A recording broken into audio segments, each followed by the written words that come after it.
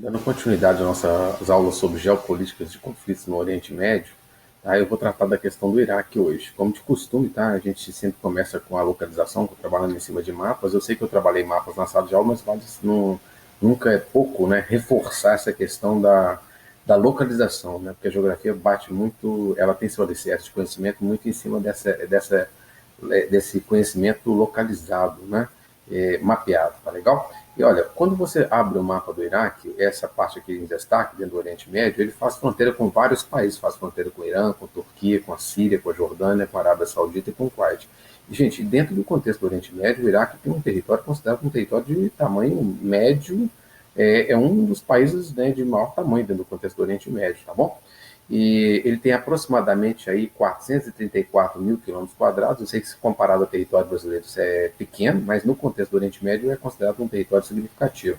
Chama muita atenção aqui no caso do Iraque essa hidrografia aqui destacada. Olha a quantidade de rios que o Iraque tem, principalmente na sua porção centro-norte e centro-oriental, tá legal? E não são qualquer rios, né? Que rios são esses? São rios Tigres, né? Aqui, ó, e o Rio Eufrates, né? Gente, lembrando vocês, historicamente a gente conhece essa região aqui como a Mesopotâmia. E Mesopotâmia vem do grego e significa região entre rios. Não são qualquer rios, né? Imagine que o clima predominante da região é um clima árido, e com essa hidrografia favorável aqui, ó, e solos férteis, né, ela acabou sendo uma área muito disputada ao longo da história e foi berço aqui para muitos povos, né, habitarem, desenvolverem aqui sua cultura e deixar aqui um pouquinho dos seus registros históricos. Então, é uma região que ela tem um patrimônio histórico-cultural fantástico, né?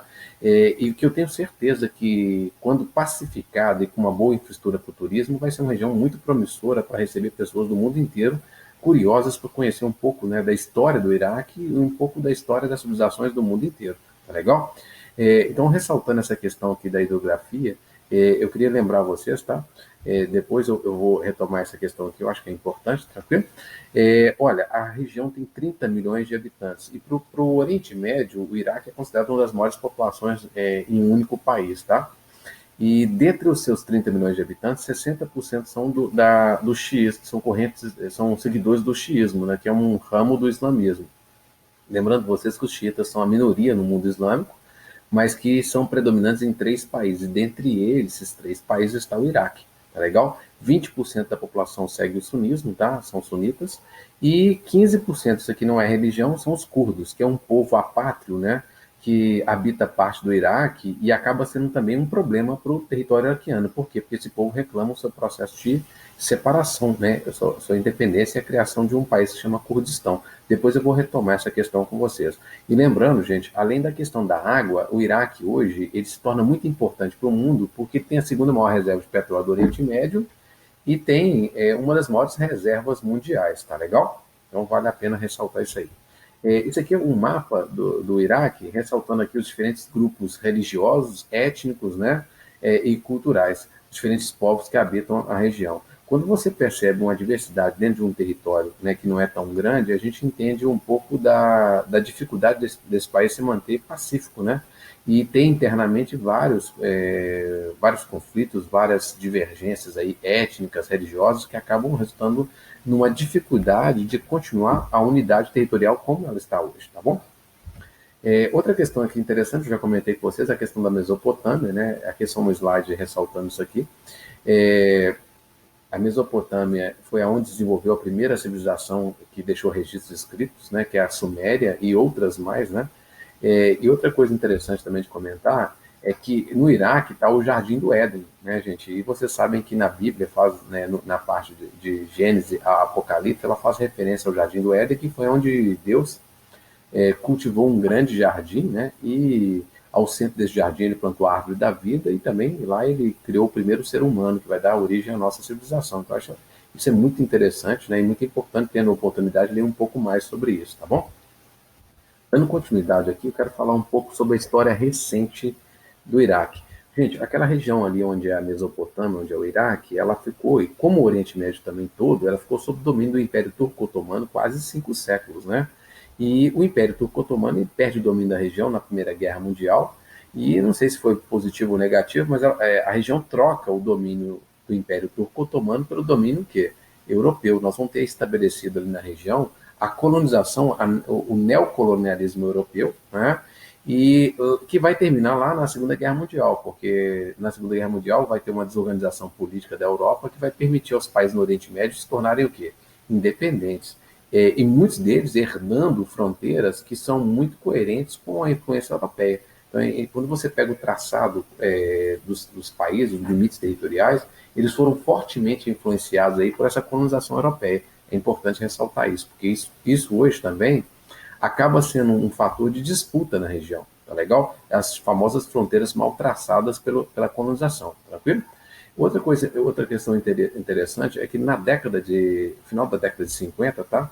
Em 1958, o Partido Baath assume o governo do Iraque e com uma orientação, com uma tendência o quê? Socialista. Então, nesse período aqui, o Iraque se aproxima da União Soviética, tá? E essa aproximação com a União Soviética ela vai ser interrompida em 79, porque lá dentro do Iraque vai ter um golpe de Estado liderado pelo Saddam Hussein. Ele toma o poder e assume com um governo centralizador uma ditadura que representa, até curiosamente, os sunitas. O Saddam Hussein é de orientação sunita. Então, imaginem vocês que nós vamos ter no Iraque, a partir de 1979, um governo de orientação sunita que representa não a maioria, mas a minoria, e que para governar ele acaba tendo características muito mais centralizadoras e muito mais opressoras, né? Para oprimir quem? A maioria da população do país, que naquele momento não estava sendo representada naquele governo ali. Tranquilo? Passando um pouco aqui adiante, olha o que vai acontecer. Quando o Saddam Hussein assume o governo em 79, ele tem no Irã o seu inimigo principal. Eu vou te dar razões aqui para o Saddam Hussein ter o Irã como inimigo, tá? Primeiro, o Saddam Hussein tinha um desejo enorme, e o Iraque, tá, de aumentar a sua saída para o Golfo Pérsico. Depois eu mostro no mapa que o Iraque só tem uma pequena saída para o Golfo Pérsico. E aumentar essa saída, aumentar a perspectiva também de comércio, tá? Na região, tranquilo? Outra questão interessante, que são as fronteiras mal traçadas. Como as fronteiras ali herdaram traçados coloniais, tá, da colonização europeia, existe ali entre o Irã e o Iraque uma área de litígio, uma área de disputa territorial. E existia uma pretensão do Iraque naquele momento ali de ampliar a saída para o Golfo Pérsico, tomando território do Irã. E outra questão interessante aqui, gente, é o ódio pessoal do Saddam Hussein com relação ao Ayatollah Khomeini, que é o líder espiritual e o líder supremo do Irã. Eu já comentei sobre essa figura com vocês na aula sobre o Irã, e estou retomando aqui agora. Por que o Saddam Hussein odeia? Porque ele é sunita, e o Khomeini é o quê? É xiita.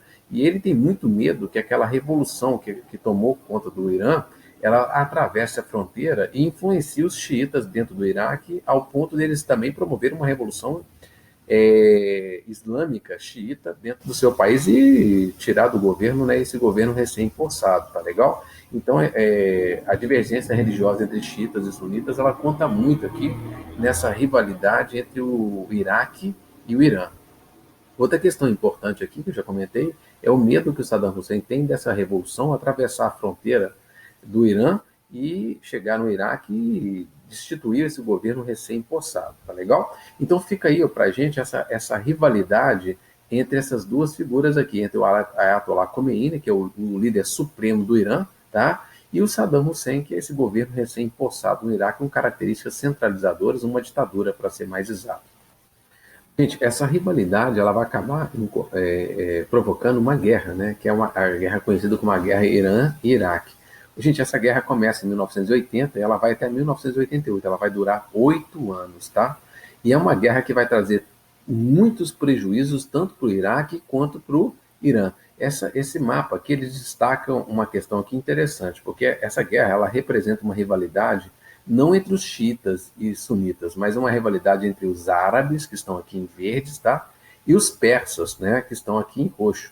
Então, quando essa guerra acontece, o Saddam Hussein, até temendo um fortalecimento do xiismo dentro do seu país, ele vai invocar todo um nacionalismo iraquiano e todo um nacionalismo em torno da questão arábica, né? Ele vai falar que é uma guerra não entre correntes religiosas, mas é uma guerra entre o quê? Entre os árabes e os persas, que são inimigos históricos, tá? Isso para evitar qualquer insurreição, né, xiita dentro do seu próprio governo, tá legal? E outra questão interessante é que essa guerra vai ser travada aqui, ó, ao longo da fronteira dos dois países. Então vai ser uma guerra de trincheira. O que é uma guerra de trincheira? Os exércitos vão para a região de fronteira, montam aqui, né, as trincheiras e ficam se atacando aqui, ficam é, trocando aqui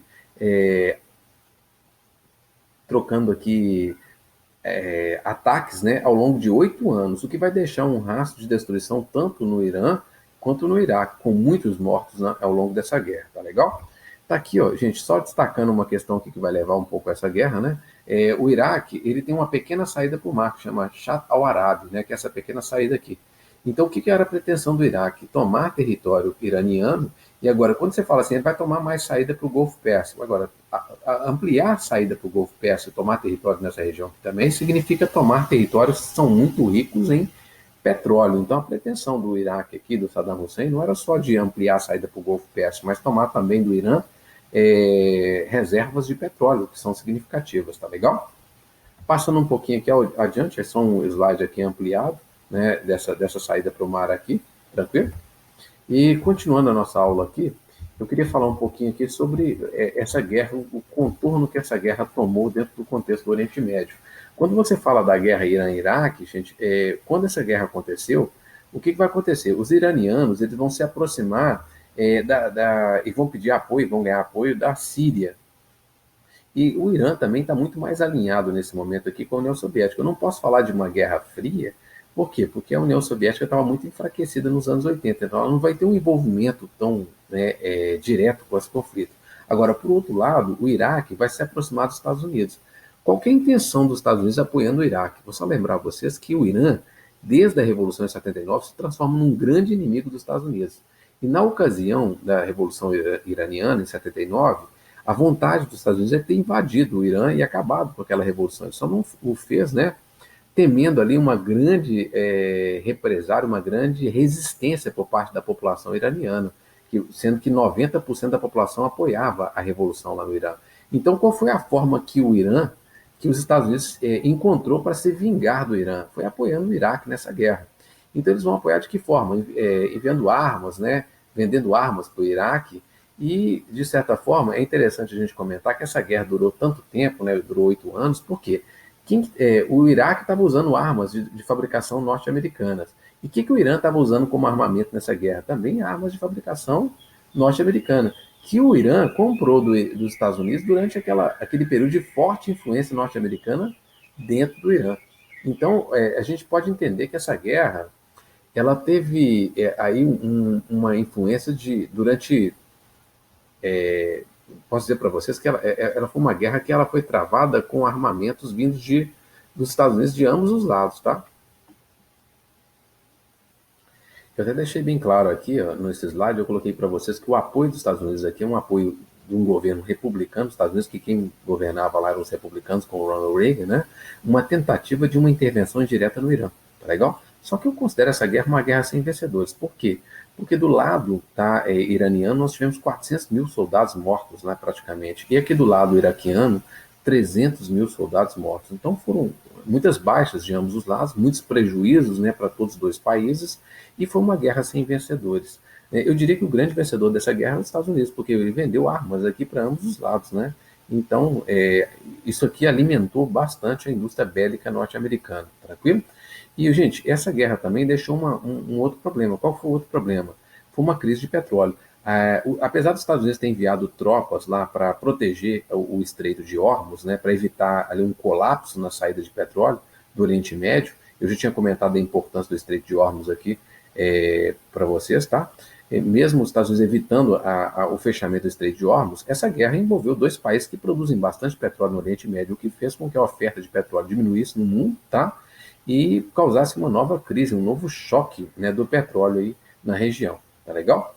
E outra coisa interessante comentar é que durante essa guerra, aproveitando aí da fragilidade do governo iraquiano, os curdos se rebelaram no norte do país, tentaram um processo de separação do Iraque. O que acabou terminando com esse processo de separação foi o seguinte: o Saddam Hussein montou um grande exército e marchou em direção ao norte do território, entrou no suposto território dos curdos e acabou com o processo de separação.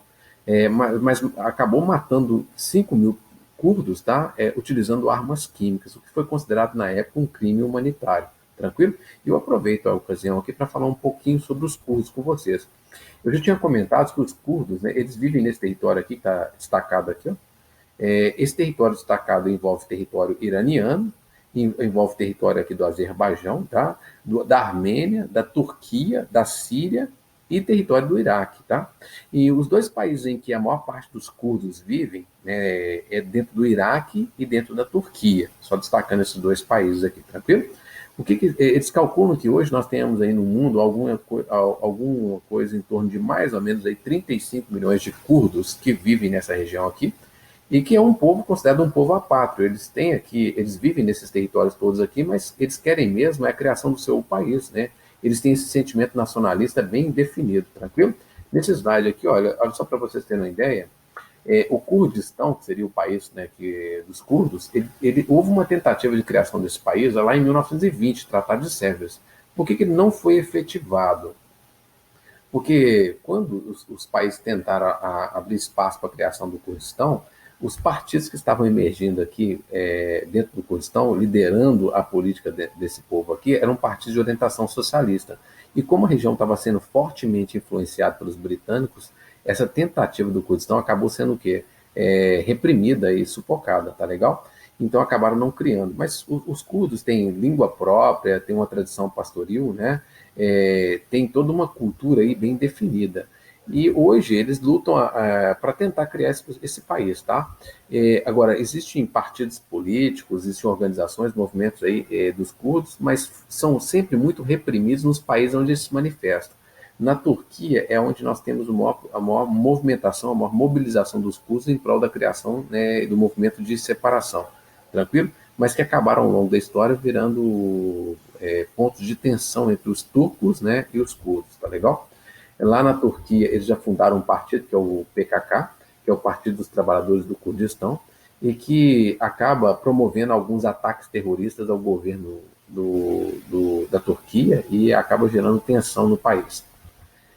Passando um pouquinho aqui adiante, quando o Saddam Hussein não consegue, com a guerra com o Irã, muitas conquistas e, pelo contrário, muitas derrotas, ao final da guerra, em 1988, o Saddam Hussein ele tem uma proposta. Que proposta que é essa? Como ele não conseguiu ampliar sua saída para o Golfo Pérsico através de conquistas de territórios iranianos, ele acaba partindo para dentro do território do Kuwait.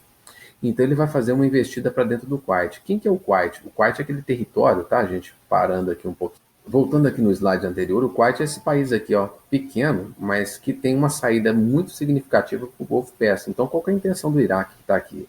A intenção do Iraque é entrar nesse território aqui. Esse território tem um pouco mais de 1 milhão de habitantes e um exército muito mal estruturado. Então, o Saddam Hussein não teria dificuldades nenhuma de entrar no Kuwait aqui e dominar esse território. E assim ele o fez em 1990, tá? Então, como eu já havia dito, né, quais são as intenções do Saddam Hussein ao final da guerra Irã-Iraque? Invadir o Kuwait e com a seguinte suposição, de que o Kuwait estaria extraindo petróleo acima das cotas estabelecidas pela OPEP. O que é a OPEP? É a Organização dos Países Exportadores de... Pessoal, eu tive uma pequena interrupção aqui, ó. É o João Heitor, dá um tchau pro pessoal, João Heitor. Isso. Então, continuando aqui, o Saddam Hussein ele invadiu o Kuwait com a seguinte alegação de que o Kuwait estaria vendendo petróleo acima das cotas que a OPEP estabelece para cada país membro produzir. A OPEP, gente, é um cartel de petróleo que controla o preço do petróleo no mercado mundial. E para controlar, ela controla a produção dos grandes produtores de petróleo mundial. Então, eles estabelecem cotas para não exceder essa produção, e não excedendo essa produção, eles acabam forçando o preço do petróleo para cima, tá legal? Então, dando continuidade, outra questão aqui foi o seguinte: segundo Saddam Hussein, ele teria direitos históricos sobre esse território, tá legal? E outra questão aqui é que ele alegou que o Kuwait, teria uma dívida não paga com o Iraque, e para pagar essa dívida, o Iraque estaria anexando seu território, tá legal? E outra coisa interessante, para nós, né, isso aqui são pretextos que o Saddam Hussein tinha para invadir o Iraque, mas o que ele queria, na verdade, era justificar perante o povo iraquiano o fracasso que foi a guerra contra o Irã. E como que ele justificaria isso? Dominando um território rico. E vocês sabem que o Iraque, dominando o Kuwait, ele estaria ampliando grande parte das suas reservas de petróleo, além de ampliar, né, o seu território e a sua saída para o mar, tá bom? Gente, agora, ao invadir o Kuwait, o que aconteceu? O Kuwait é um grande produtor de petróleo, né, e é um país árabe. E ele vende muito petróleo para o Ocidente. Então, ao invadir o Kuwait, ele acabou destabilizando a produção de petróleo no Oriente Médio. E outra questão interessante também é que se o Saddam invadiu o Kuwait, qual foi o sentimento dos demais países árabes? O Iraque, que é um país árabe, está invadindo um país árabe. E qual vai ser o próximo país árabe que ele vai invadir? Então, rapidamente, a Arábia Saudita ela se posiciona contra essa invasão do Kuwait, juntamente com outros países árabes, que naquele momento eram aliados dos Estados Unidos, né, na produção e na venda de petróleo. Então, o que vai acontecer? O mundo árabe, de uma certa forma, se posiciona contra o Saddam Hussein. E o que os Estados Unidos vai fazer? Ele logo se posiciona a favor do mundo árabe. Se o mundo árabe é contra essa invasão no Kuwait, os Estados Unidos também é contra essa invasão no Kuwait. Então, em 1990, o que os Estados Unidos vai aproveitar? Fim da Guerra Fria, eles vão fazer uma intervenção no Kuwait para libertar o Kuwait, né, da invasão iraquiana. Eles vão fazer uma guerra contra o Iraque para libertar o Kuwait dessa ocupação iraquiana. E essa guerra a gente chama de Guerra do Golfo, ou alguns historiadores gostam de chamar de Primeira Guerra do Golfo. Ela foi uma reação internacional liderada pelos Estados Unidos frente à ocupação do Kuwait pelas tropas iraquianas do Saddam Hussein. Por que a gente considera uma reação internacional? Gente, essa guerra ela vai ser travada pelos soldados da ONU. É claro que com uma grande participação de quem? Dos Estados Unidos. A maior parte do efetivo militar que vai ser mandado, enviado para essa guerra, vai ser dos Estados Unidos, né? Então, por isso a gente fala que é uma reação internacional liderada pelos Estados Unidos. Na verdade, os Estados Unidos vão aproveitar em 1990 para mostrar para o mundo inteiro, né, que o poder bélico que ele tinha incomparável. Inclusive, a gente fala que em 1990 inaugura uma nova ordem mundial, que é uma ordem monopolar. Por quê? A União Soviética ela vai sucumbir, ela vai se dividir, ela vai se enfraquecer, e por outro lado, os Estados Unidos vai aproveitar para mostrar para o mundo que ninguém poderia fazer frente ao seu poderio nesse momento. Tá legal? Gente, essa guerra ela é interessante, já tem alguns episódios interessantes. Aqui é a figura do George Herbert Bush, né, que é pai do George W. Bush, da geração de vocês. Ele governava os Estados Unidos aqui nessa época, ele governou os Estados Unidos de 1989 a 1992. E quando ele vence a guerra lá em 1990, a Guerra do Golfo, ele vai até o território do Kuwait para cumprimentar os soldados norte-americanos.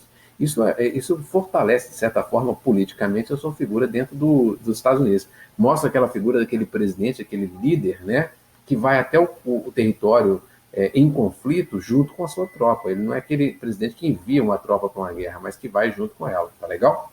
Outra questão aqui interessante, olha o aparato militar que foi empregado nessa guerra. Vocês estão percebendo aqui os aviões de guerra e os tanques, né, os efetivos militares que os Estados Unidos e a tecnologia que os Estados Unidos utilizou nessa guerra. Então, esse aqui foi considerado um verdadeiro espetáculo armistício em 1990, tá bom? Gente, esse mapa aqui, ele é interessante ser comentado, né, um mapa da Guerra do Golfo. Por quê? Porque ele está mostrando aqui, ó, o efetivo militar da guerra, ele está instalado aonde? Dentro da Arábia Saudita. Como essa guerra ela foi travada pela ONU e com o apoio dos países árabes, a Arábia Saudita permitiu a instalação de uma base militar norte-americana aqui dentro da Arábia Saudita. Esse fato, no mundo árabe, ele foi visto como uma grande ofensa. Por quê? Porque dentro da Arábia Saudita estão os dois lugares mais sagrados da religião islâmica. Quais são os dois lugares mais sagrados? É Meca, né, e Medina. Meca, onde está a Caaba, e Medina, onde o profeta Maomé foi sepultado. Então, para o mundo islâmico, e principalmente para os sauditas, foi considerado algo extremamente ofensivo, que foi essa presença não só ocidental, mas uma presença militar ocidental dentro da Arábia Saudita, que é coração do mundo islâmico, tranquilo? Então, gente, inclusive essa presença aqui militar, ela vai suscitar uma revolta do povo árabe, de uma forma geral, e de uma figura árabe que eu acho que é interessante a gente comentar. Um saudita que ficou extremamente incomodado com essa presença militar aqui foi um cara chamado Osama Bin Laden, que eu depois vou voltar a comentar a respeito dele com vocês, tá legal? Mas isso aqui é algumas imagens mostrando a guerra, tá? Isso aqui é o céu de Bagdá sendo bombardeado durante a Guerra do Golfo, tranquilo? E isso aqui também é interessante comentar, porque durante a guerra Irã-Iraque, os iraquianos compraram muito armamento dos Estados Unidos. E eles usaram esses armamentos na guerra contra o próprio Estados Unidos, lá na Guerra do Golfo. Tranquilo? Esses aqui são os mísseis Scud, né, de fabricação norte-americana, que o Iraque estava usando na guerra. E esse aqui, ó, é o míssil Patriot, que os Estados Unidos utilizou contra o Iraque, né? O míssil Patriot, né? E os mísseis que ele usou contra os mísseis Scud. Vou explicar uma coisa aqui para vocês. O míssil Patriot, ele tem capacidade de interceptar no ar os mísseis Scud, né? Então, ele vai ser usado aqui durante essa guerra para interceptar esse armamento iraquiano aqui. Tranquilo? Outra passagem interessante aqui de comentar, depois eu comento no próximo slide, tá, com vocês novamente, mas que durante essa guerra aqui, o Iraque ele lançou mísseis Scud contra Israel. Por que ele lançou contra Israel? Porque Israel é um inimigo do mundo árabe, então ele queria chamar a atenção do mundo árabe contra Israel, desviando aí o foco da guerra contra eles, tá? Mas o que os Estados Unidos rapidamente fez? Ele forneceu os mísseis de escudo para Israel. Para quê? Para Israel se proteger desses ataques iraquianos e pediu ao Israel também que não revidasse os ataques feitos por Saddam Hussein, para não tirar o foco da guerra, tá legal? Gente, aqui são os slides mostrando aqui de onde veio as ofensivas, né, principalmente da Arábia Saudita, né, contra essa ocupação do Kuwait, tá? E continuando aqui, ao final da guerra, vitória da coalizão liderada pelos Estados Unidos, tá? Houve um recuo das tropas de Saddam Hussein para dentro do território iraquiano. A gente chama isso aqui de terras arrasadas, porque à medida que o exército do Saddam Hussein foi recuando para dentro do território iraquiano, eles foram incendiando os postos de petróleo. Então a imagem que a gente tem do Kuwait pós a Guerra do Golfo foi um país totalmente incendiado, tá? Ao final da guerra, o Saddam Hussein não foi deposto do poder, mas o Iraque passa a sofrer fortes embargos econômicos. O que significa isso? A partir de então, o Iraque é proibido de vender petróleo no mercado mundial, e o pouco de petróleo que eles podem vender é em troca de comida e medicamentos, tá? Os iraquianos mortos chegaram a 100 mil soldados. Do lado da coalizão liderada pela ONU, o número de baixas de mortos, né, de mortes foi muito pequeno, tranquilo? E outras questões eu já tinha comentado com vocês, tá? Outra questão importante foi esse entreposto militar na Arábia Saudita, que vai acabar gerando aqui uma grande polêmica no mundo muçulmano, tá bom? E ao final da guerra, o Saddam não foi nem deposto e nem o Iraque foi invadido. Eu vou interromper essa aula aqui nesse momento e eu vou seguir com vocês numa outra aula que eu vou chamar de parte 2, tá bom? Obrigado pela atenção de todos e tenham uma boa noite.